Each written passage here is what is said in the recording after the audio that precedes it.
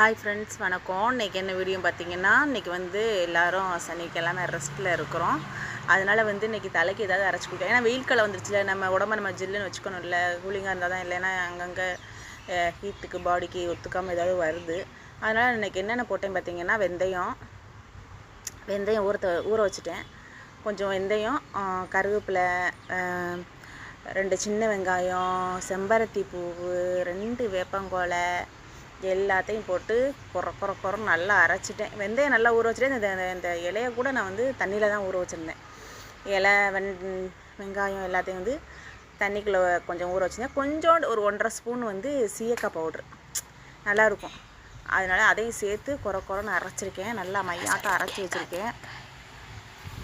இதை எடுத்து குழந்தைங்களுக்கு வந்து வெயில் காலத்தில் மட்டும், மழை காலத்தில் வேணால், வெயில் காலத்தில் மட்டும் ஒரு 2 வாரத்துக்கு ஒரு தடவை இந்த மாதிரி எடுத்து தலையில் தேய்ச்சா குளிர்ச்சியாக இருக்கும். உடம்பு ஃபுல்லாக நல்லா ஜில்லுன்னு இருக்கும். நல்லாயிருக்கும். அந்த நாளே பார்த்திங்கன்னா குழந்தைங்களுக்கெல்லாம் நல்லாயிருக்கும். பாருங்கள், குழந்தைங்களுக்கெல்லாம் நல்லா தடை விடுங்க. நம்ம தான் நம்ம உடம்ப கூலிங்காக வச்சுக்கணும். இந்த வெயில் காலம் ரொம்ப மோசமாக இருக்குது. வெயில் பாதுகாத்துக்குங்க.